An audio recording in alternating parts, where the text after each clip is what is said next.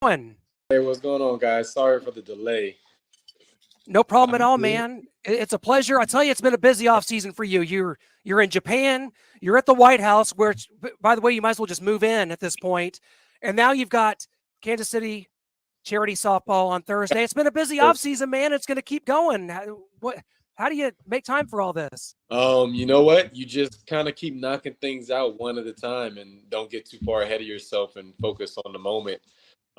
It's a busy off season and trying to take advantage of all the momentum and all the great that come with being two-time world champions back to back.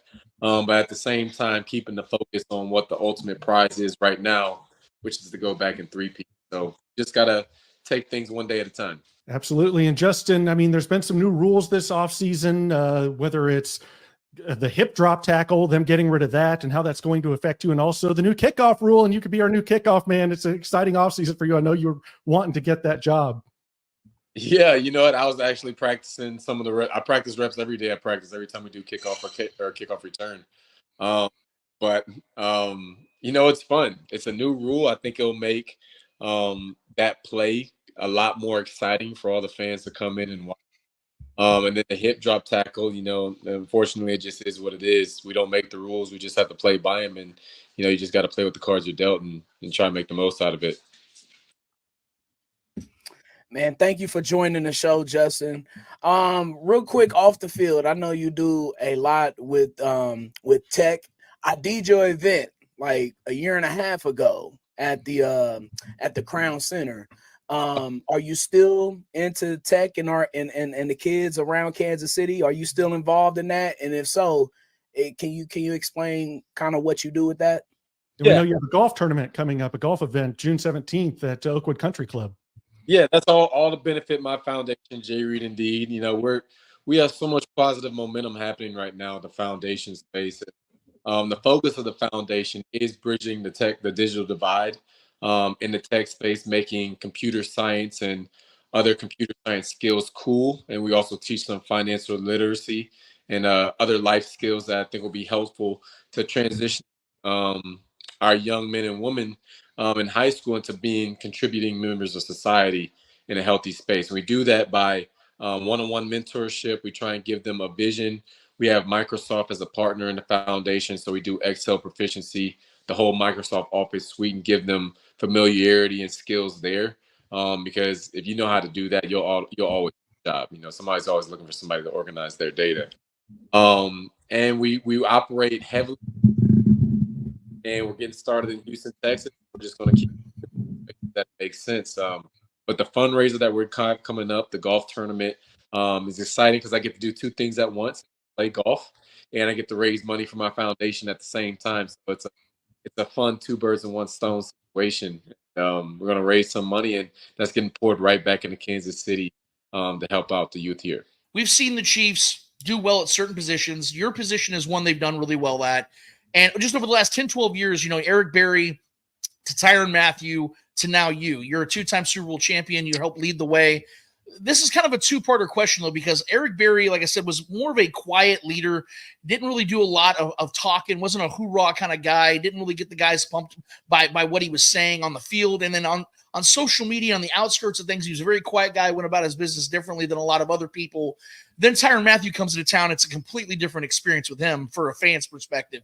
He was, big time loud guy on the field. And then on social media, sometimes to a fault, he would get overly passionate and things would spill over with fans. He would get arguments with fans on Twitter and things of that nature.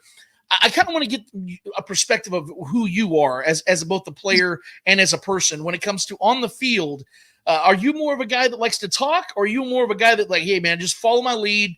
I'll show you how to get it done. We'll get this thing done.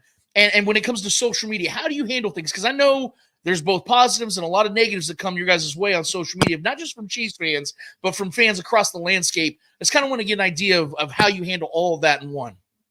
Yeah, so I see myself as a force multiplier. You know what I mean? I see my value not only in the play that I execute myself and being a physical guy on the field. I like to set the tone. I want wide receivers to know if they come across my way, they're going to get hit and they're going to pay the toll of coming across the highway.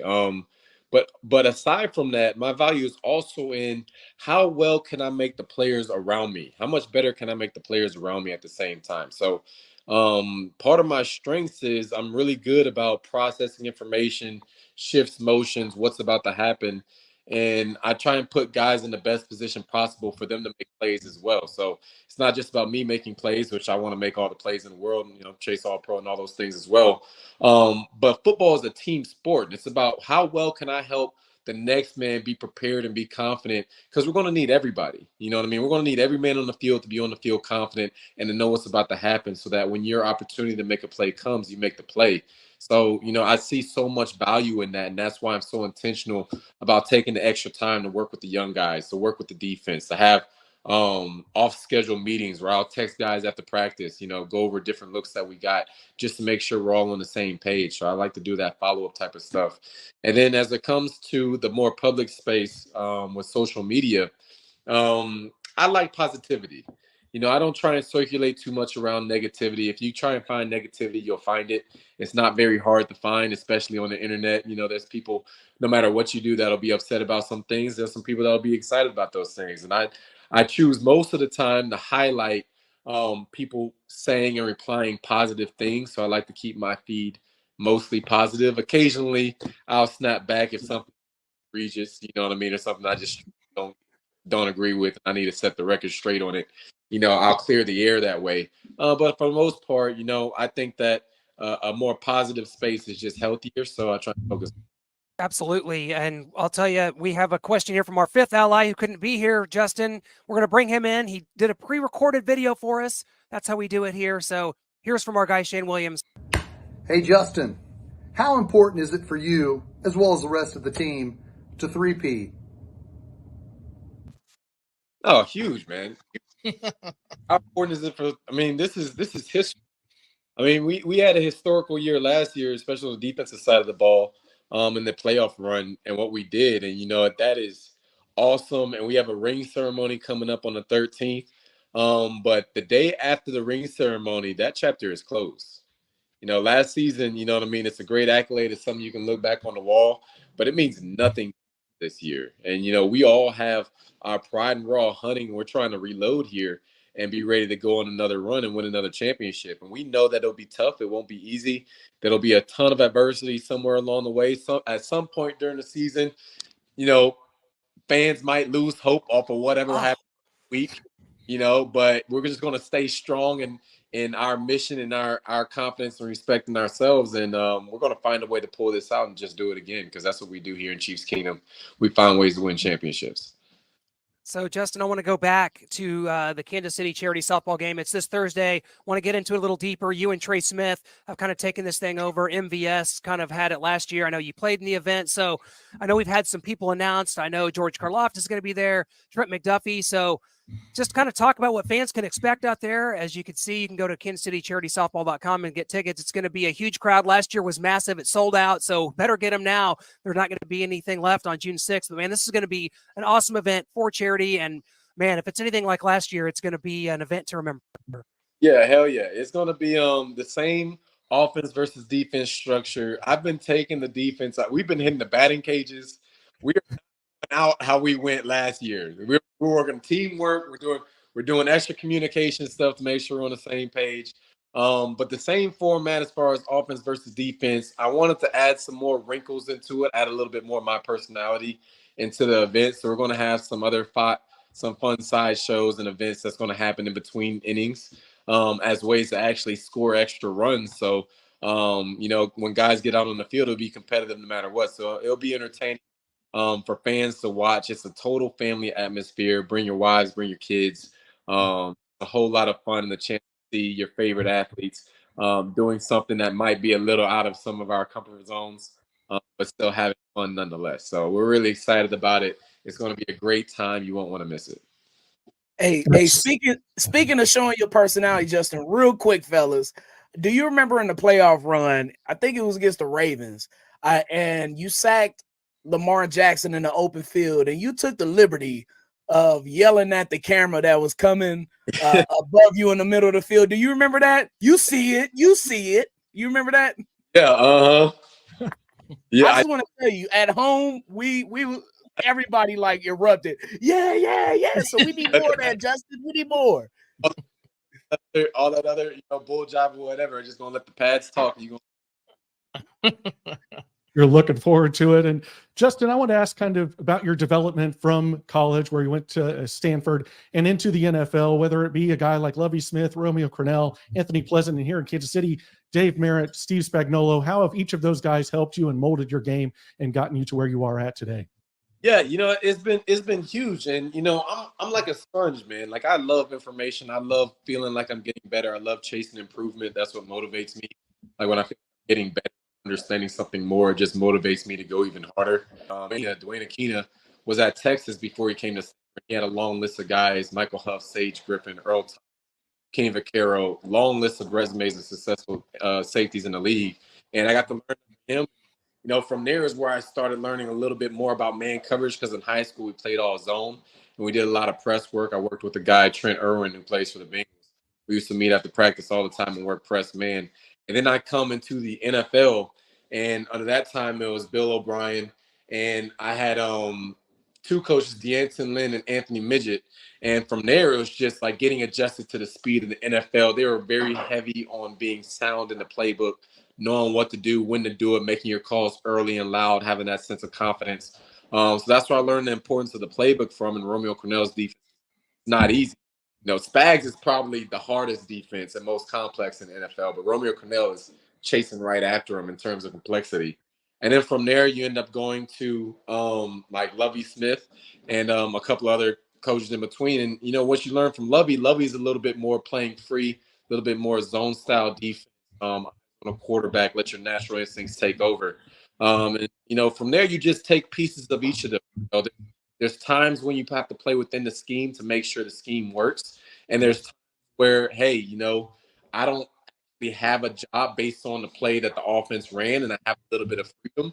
And now you just let your instincts go take over and go try and make a play somewhere else, go try and help somebody out. So there's pieces of all that's just continuing the development. And there's a sign that sticks with me to this day that it's a quote that said, if you're not getting better, you're getting worse. You know what I mean? So consistently chasing improvement, never feeling satisfied with where you are, never feeling like you have it figured out, but always trying to find ways to keep getting better and adding a little bit more to your game is what keeps me going. 2 years into your Chiefs tenure, you have 2 rings. So, you're 2 for 2 so far.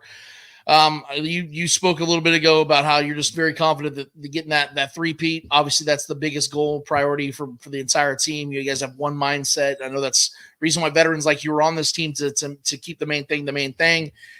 The crazy thing about it, though, Justin, is that you see the way that you guys have won these back-to-back titles. It was really different, if we're being honest. Not that the defense wasn't good the first time around, but the defense really led the way the second time around. You guys were the steering the ship. I mean, obviously Patrick goes God mode on the offensive side. Him and Travis with the goat-to-goat connection they have. They get the job done, but what you guys did on the defensive side of things made the ultimate difference. And what I love about the 2 trips that you guys had these last 2 years is, as I said, the first trip, you guys have the number 1 offense, explosive. Patrick's winning MVP. You guys have Arrowhead Stadium as home field advantage. And the second time's to the complete opposite. They're struggling to move the ball and score points on the offensive side. You're on the road, but the defense continues to maintain things. To me, I feel like this last championship was the hardest one that you guys have won in the Mahomes era. I know you've been a part of 2 of the 3, but I think this was the hardest one. But I'm gonna be honest with you, Justin, and not to make this too long-winded. I think you guys really enjoyed it, though. I think you really enjoyed being a defensive player. And I want to put words in your mouth. I want you to confirm this for me. Maybe if I'm wrong, tell me.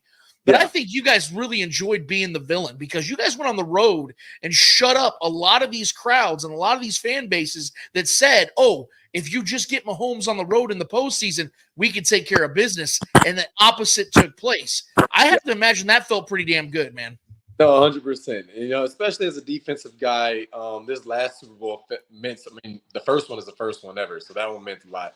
But similar to what you said, this last year was a defensive battle. We were the number 3 defense in NFL history throughout the playoffs. So it was like it was a strong sense of pride in the way as a defense. So the Kansas City Chiefs are no longer the Cinderella story.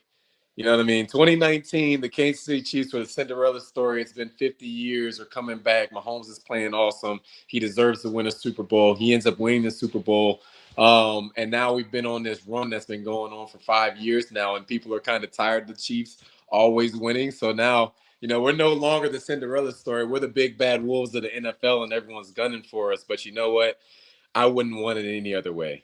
I mean, you're getting everybody's best shot week in and week out, and biting, scratching, clawing, finding the way to win. And that's what good teams do is whatever you have working, you focus on your strengths, you try and work on your weaknesses. And, the first year our offense was by far our strength. And the second year, when it came down to the playoffs, the defense was our strength. And Pat was still able to make some special plays along with Trav and all the other guys on offense to really make sure we got the wins. But you just got to find a way, and like I said, we're embracing it. We're embracing that role. We're not scared of anybody, and we're ready to go play. Well, Justin, we cannot thank you enough for your time here on Arrowhead Allies, and we're going to see you on Thursday night. Before we hit you go, man, we got to hit you with our final four quick hitting questions, one from each of us. They'll be fun. We'll make it a fun one. And I'll start because I want to have a little fun here because I want to know in 2032, when everyone's done playing football, this is the president and vice president. Who's the president and who's the vice president here on this ticket in 2032, Justin? Because I'm ready to vote for it right now. You know what? I'll call Trey Smith the president because Trey Smith is just such a smart, cerebral guy. He's the ultimate teammate. He's a guy that everybody wants to. I mean, if I'm Isaiah Pacheco, I want to run right behind Trey Smith. Trey Smith is leading the way. I'll call him the president. I'll call myself the vice president. I'm in. I'm voting for it right now. I'll mail it in. Go for it, Brian. Oh, I'm next. Okay. Yeah. If number 20 was not available, what number would you be? Oh, whoa. 20 wasn't available. What number would I be? Single digit somewhere. Probably not far. I mean, if I got to go back to Ocho, that's what I wore in college. I go back to 8. It'd either be 8, 7. Why 8? 8 is my favorite number. Perfect, bro. We're gonna go with 8. Why 8? Is that significant to you? You know what? My favorite number growing up was actually 7. But I wore number 1 in high school, and number 7 wasn't available when I was in college. So 7 plus 1. And it also happened to be my best childhood friend's favorite number was also 8. So it makes sense. That's perfect. And Justin, I got to ask you, I mean, obviously we signed Chris Jones. It's a great thing, but unfortunately it means you can't keep everyone.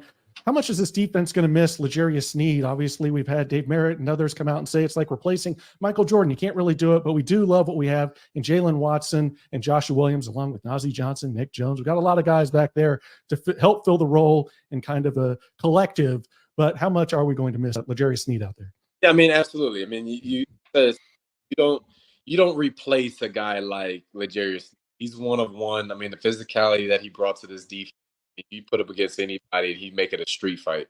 You know what I mean? It was so fun to watch, and it energized the whole defense to go work. So you're going to miss a guy like that. I wish him all the best. He's one of my good friends. He's also a Louisiana guy, so we have a bunch of connections down there. But still excited for the next man up to step up. That's what this NFL, that's what the NFL is about. There's always so much change and things rotating and spinning around so quickly. It's no different than than anybody, but like your guy getting hurt. Guy transfers teams, guy hurt unexpectedly early in the season. The next man up needs to be ready to go, and that's why I emphasize trying to get those guys prepared as possible. Because at some point, whether it's me, whether it's somebody else, we're going to need somebody who isn't a starter to step up and play like a starter and make some big time plays. There's some opportunity on the field for Josh, for Jalen, for Najee, for any of the other guys, some of the rookies that we have to step up and make a name for themselves. Absolutely. We saw Brian Cook go down last year. Mike Edwards, Jamari Connor started getting more reps, and you guys won a Super Bowl. So, yeah, like you said, you got to step up. Go ahead, Lance. Last one. Yeah. So, quick two-parter here, Justin. You got a lot of football left, man. You're still in your 20s. You got a lot of football left. You probably play as long as you want to, man. But I've always been interested when players are done, how they handle things. Some get into coaching, some get into broadcasting, and then some just disappear. say, hey, look, I made generational wealth. Me and my family, we're going to go get an RV or we're going to go get some boat. We're just going to be disappearing, doing our thing for the rest of our lives. What are you going to be doing when the day comes that Justin Reid is no longer playing football? And my second one, because I'm the fat guy on the show, if there's a plate in front of you and you can fill it with one food for the rest of your life, what is it? I love the game of football. So I would love to do three things. One, Ryan Clark is a really good friend of mine. So I love what he's doing in that he's an analyst with ESPN and the analytics side, but he also, to stay close to football, he runs a DB camp in the offseason that college players, high school players, professional players, they all go work with them, and he shares his expertise, and he basically turned into a coach. But it's a lot more one-on-one session, watching film, really working on developing guys in a very intimate setting. I would really enjoy something like that so I can stay connected to the game and maybe have a little bit more freedom than, God bless coaches, but they put in so much time into the building, and you'd be able to stay connected to the game but have a little bit more free time. So I love in analytics. I love to do the one-on-one coaching to help develop DBs, maybe some kickers too. And then the last piece is I'm actually really into commercial real estate. So I have a great down in Tampa that we work with each other constantly throughout the year. She's educating me to hopefully equip me to one day be in a position to start my own. So commercial real estate is another aspect. And if there's one food that I'm going to eat over and over again the rest of my life, Spicy gumbo. Chicken wing. you know what though? Like, I thought about saying red beans and rice and going with some Creole, but I love pasta and cheese so much. Yeah. I would just say like a chicken Alfredo. Like Nice. I could eat that every day. See, Hell yeah. Carbs, baby. Carbs. Noah, there's people like you that are, that'll enjoy the simple foods. There you go. Noah's like that. Yes, I could eat that. Picky eater Justin. over here. That's something I could get down. Justin, dude, we can't thank you enough for joining us here on Arrowhead Allies. It's been a true pleasure. Thank you. We'll see you Thursday night at the Kansas City charity softball game. As always, best of luck this season, man, and thank you so much for your time, my friend. Absolutely. Appreciate you guys having me on board. Absolutely. bet. It was an honor. Take care. All right.